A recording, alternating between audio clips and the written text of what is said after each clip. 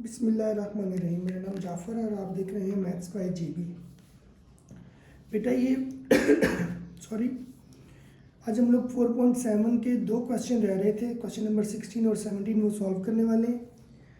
Sometimes unexpectedly जो है ना वो कोई ना कोई इशू आ जाता है जिसकी वजह से क्वेश्चंस लेट हो जाते हैं। मेरी कोशिश होती है कि दो पार्ट में क्वेश्चन की एक्सरसाइज की जाए, लेकिन अनएक्सपेक्टेडली कुछ ना कुछ हो जाता है जिस वजह से फिर वो ये तीसरे पार्ट पे बात चली गई है। अदरवाइज आई वाज ट्राइंग के लास्ट जो सेकंड पार्ट था इसमें ये दोनों क्वेश्चन भी सॉल्व हो जाते हैं। बट एनी हाउ क्वेश्चन लिखते हैं और इसको सॉल्व करते हैं। होप सो कि आपको समझ आ जाएगी।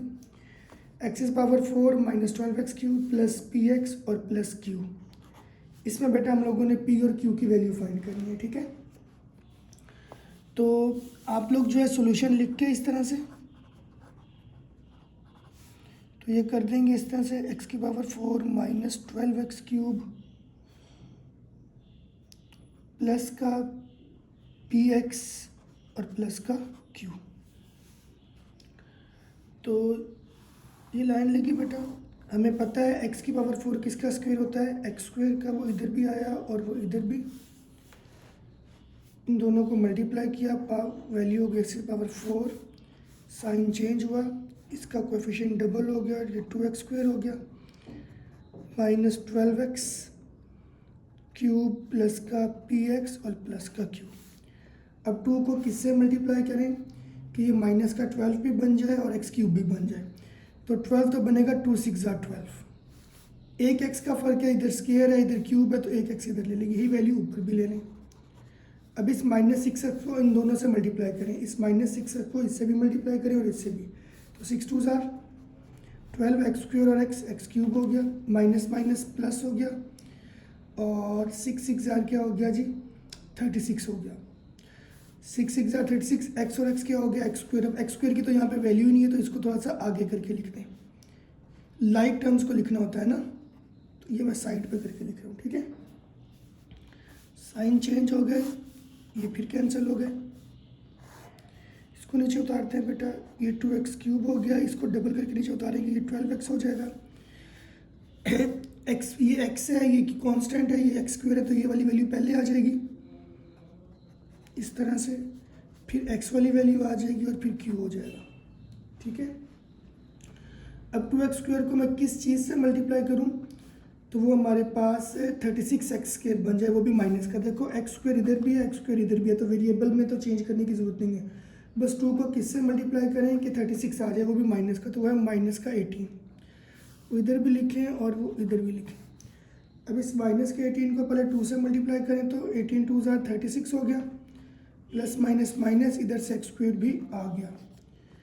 अब इस पर रखें हाथ, माइनस के 18 को माइनस के 12 के साथ मल्टीप्लाई करें, तो ये मैं लिख देता हूँ यहाँ पे, नीचे से अलग से कर देता हूँ। ये देखो 18 ऊपर आया, 12 नीचे आया, 2 8 16 हो गया, 2 1 2 और 1 3 हो गया, 1 8 8 हो गया, 1 1 1 हो गया, 6 हो गया, 8 और 3 11 हो गए, और ये 2 आ गया, 1 कैरी हो गया। ठीक है, तो ये तो आपके पास आ गया जी 18 12 प्लस का 256 और x के नीचे इसको इसलिए लिखा है क्योंकि ऊपर हमारे पास ये p के साथ क्या है, x है।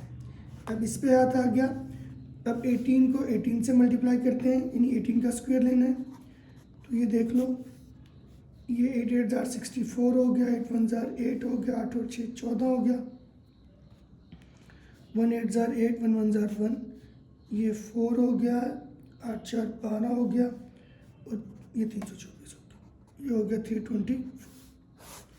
साइन बेटा चेंज हो गया, ये कैंसिल हो गया। ठीक है, अब आपके पास इनकी तो कटिंग ही नहीं हो रही, तो आप इसको ऐसे लिखोगे, px माइनस 256x और प्लस का q माइनस का 324। ठीक है, अब इसका जब हमने आंसर निकालना होगा, तो ये जो टर्म है ये वाली, इसको आप अलग से 0 के इक्वल रखोगे, इसको अलग से 0 के इक्वल रखोगे, और वहाँ से p की और q की वैल्यू फाइंड कर लोगे। ठीक है, ये देखिएगा, इस वाले हिस्से को, यानी x वाले हिस्से को अलग से सॉल्व कर लेंगे, इसको अलग से सॉल्व कर लेंगे। चूँकि ये बेटा परफेक्ट स्क्वायर है, हम इनको 0 के इक्वल इसलिए रख रहे हैं क्योंकि परफेक्ट स्क्वायर के एंड पे रिमाइंडर क्या आता है, एंड क्या होता है कि हर चीज़ कट हो जाती है। हर चीज़ कट होने का मतलब ये है कि नीचे कुछ भी नहीं बच रहा होता। सो अगर ये परफेक्ट स्क्वायर है और इसके एंड पे कुछ भी नहीं बच रहा तो फिर इसका मतलब है हर चीज़ कट होगी। हर चीज़ कट होने का मतलब ये है कि वो किसके इक्वल आ जाएगी, 0 के इक्वल आ जाएगी। तो देखिएगा ये px minus 256x is equal to 0, ऐसे ही q minus 324 is equal to 0। 256 को उधर ले जाओ, px इज इक्वल टू 256 और x से x कैंसिल हो गया तो p की वैल्यू क्या आ गई 256।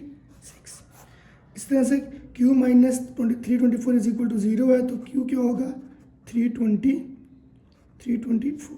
ये आपके पास आंसर आ जाए। ठीक है, इसमें बस यही चीज़ है कि हम इसको 0 के इक्वल क्यों रख रहे हैं। तो मैंने आपको बताया कि परफेक्ट स्केयर में हर चीज़ कट हो जाती है। हर चीज़ कट होने का मतलब है कि रिमाइंडर उसमें कुछ भी नहीं बचता। तो अगर इसमें भी हर चीज़ कट हो जाए तो इसका रिमाइंडर भी क्या होना चाहिए, कुछ भी नहीं बचना, मतलब 0 होना चाहिए। और इसका रिमाइंडर भी क्या होना चाहिए 0, क्योंकि ये भी पूरा पूरा कटेगा, ये भी पूरा पूरा कटेगा। पूरा पूरा कटेगा तो ये कि एंड पे कुछ नहीं बचा, तो इसलिए हम लोग इनको 0 के इक्वल लेके सॉल्व करेंगे। ठीक है, अब बेटा इसी का लास्ट क्वेश्चन करते हैं, question number 17। Very very important question, और यहाँ से लॉन्ग क्वेश्चन भी लास्ट टाइम जो है बोर्ड वालों ने दिया है दोनों पेपर्स में ही, फर्स्ट एनुअल में भी और सेकेंड एनुअल में भी। क्वेश्चन है बेटा y की power 4 plus 4y square plus का k प्लस का 8/y स्क्वायर और प्लस का 4/y की पावर 4। सॉल्यूशन करते हैं बेटा इसका। y की power 4, 4y square plus k plus 8/y square और प्लस 4/y पावर 4। ये बेटा यहाँ पे y स्क्वायर लिया, y स्क्वायर और y स्क्वायर क्या हो गया y पावर 4, साइन हो गए चेंज। ये हमारे पास क्या हो गया 2y स्क्वायर, ऊपर से आया 4y स्क्वायर प्लस का k प्लस का 8/y स्क्वायर और प्लस का 4y की पावर 4। 2 को किससे मल्टीप्लाई करूँ कि 4 आ जाए, क्योंकि y स्क्वायर और y स्क्वायर तो इक्वल है तो वो 2 ही है। वो 2 यहाँ पे भी आ गया, इस 2 को दोनों से मल्टीप्लाई करें, 2 2 ज़ार 4y स्क्वायर और 2 2 ज़ार क्या हो गया 4 हो गया। चूँकि ये कांस्टेंट तो इसको कांस्टेंट के 4 को कांस्टेंट के नीचे लिखा है, ये कैंसिल हो गया। अब ये तो कैंसिल ही नहीं हो रहे, तो फिर इसका क्या करेंगे, ये वाला k और 4 ये तो आपस में ज़ाहिर है कैंसिल नहीं हो रहे ना, तो इसका क्या करेंगे, इसको लिखेंगे k माइनस 4 ऐसे लिखेंगे, प्लस 8/y स्क्वायर आ जाएगा प्लस 4/y पावर 4 आ जाएगा। इनको नीचे उतारिए, 2y स्क्वायर प्लस 2। अब यहाँ पे जो है ना ट्विस्ट है, वो ट्विस्ट ये है कि k माइनस 4 तो 2 के टेबल में आएगा ही नहीं। अगर ऐसी कंडीशन बन जाए ना तो फिर आपने ये देखना होता है इसके आखिरी वाली वैल्यू को देख लिया करो। मोस्ट केसेस में इनको इसको भी चेक कर लिया करो, इसको भी चेक कर लिया करो। तो देखो ये 2y स्क्वायर है, इसको आप किससे मल्टीप्लाई करो कि 4/y की पावर 4 आ जाए। ठीक है, ये भी एक ट्रिक ठीक है।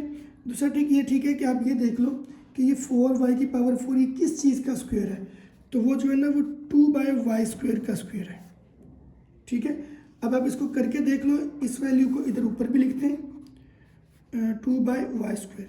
इसको जब हम इनसे तीनों से मल्टीप्लाई करेंगे ना अलग अलग, तो देखना यही वैल्यूज आ रही होंगी, ये वैल्यू भी आ रही होगी, ये भी। यहाँ से हम लोग आंसर निकाल लेंगे। देखो कैसे, 2y स्क्वायर मल्टीप्लाई होगा 2/y स्क्वायर से। ठीक है, तो y स्क्वायर से y स्क्वायर कैंसिल हो जाएगा, 2 2 ज़ार क्या हो जाएगा 4, उस 4 को मैं यहाँ पे पुट कर दूंगा। फिर बच गया ये, इस 2 को जब मैं 2/y स्क्वायर से मल्टीप्लाई करूँगा तो 2 2 ज़ार क्या हो जाएगा, इसको सॉरी इसने डबल भी तो होना है ना, ये डबल भी तो होगा, तो ये मेरे पास 4 हो जाएगा। तो जब ये 4 से मल्टीप्लाई होगा तो 4 2 ज़ार क्या हो जाएगा 8, नीचे क्या आ जाएगा y स्क्वायर, तो ये भी ओके हो जाएगा, ये कट हो जाएगा। 2 2 ज़ार 4 हो जाएगा, y स्क्वायर और y स्क्वायर y की पावर क्या हो जाएगा 4 हो जाएगा। ठीक है, तो दोबारा देख लो, मैंने इसको आपको करके भी दिखा दिया है। इस 2y स्क्वायर को इस 2y स्क्वायर से मल्टीप्लाई करेंगे, y स्क्वायर से y स्क्वायर कैंसिल हो जाएगा, मैंने इधर करके दिखाया है। बाकी बचेगा 2, 2 से 2 मल्टीप्लाई होगा तो वो आ जाएगा 4, चूँकि कांस्टेंट है तो इसके नीचे आएगा। प्लस 4 जब 2 से मल्टीप्लाई होगा तो 8 हो जाएगा, इसके नीचे y स्क्वायर है तो वो इसके नीचे ही आ जाएगा। ये भी हो गया, 2 2 ज़ार क्या हो गया 4, y स्क्वायर और y स्क्वायर क्या हो जाएगा y की पावर 4। साइन चेंज हो गया बेटा, ये भी कैंसिल हो जाएगा, ये भी। अब ये चीज़ बच रही है हमारे पास, और ये भी हमें क्या पता है, ये परफेक्ट स्क्वायर है। ये जो वैल्यू है ये परफेक्ट स्क्वायर है, कहाँ पे है, ये लिखा हुआ है कि हमने इसको परफेक्ट स्क्वायर बनाना है, ये लिखा हुआ है यहाँ पे। अगर परफेक्ट स्क्वायर बनाना है तो ये वाली वैल्यू भी किसके इक्वल होनी चाहिए, 0 के इक्वल होनी चाहिए। ये मैंने रेफर किया था आपको समझाने के लिए। तो ये आ रहा है बेटा k-4, ये ऊपर से ही आ रहा है, नीचे से भी क्या आया -4 इज इक्वल टू क्या हो गया 0, माइनस माइनस क्या हो गया बेटा प्लस हो गया इज इक्वल टू 0, तो k की वैल्यू क्या आ गई 8। सो अगर इसका मतलब क्या है, इसका मतलब ये है कि ये जो क्वेश्चन है इसमें k की जगह पर अगर 8 पुट किया जाता तो ये पूरी वैल्यू कट हो जाती, एंड पे कुछ भी नहीं बचता, और इसके एंड पे कुछ भी ना बचने का मतलब ये होता कि ये वैल्यू जो है, जो हमें क्वेश्चन दिया हुआ है, ये हमारे पास क्या है परफेक्ट स्केल है। तो बेटा ये आपकी 4.7 कंप्लीट हो गई है। होप सो कि आप लोगों को समझ आ गई होगी। अगर किसी को कोई इशू हो, मुझसे कोई गलती आगे फॉरवर्ड हो जाती है तो please let me know in the comments. Thank you so much और बेस्ट ऑफ लक आप लोगों के एग्जाम्स के लिए। Thank you.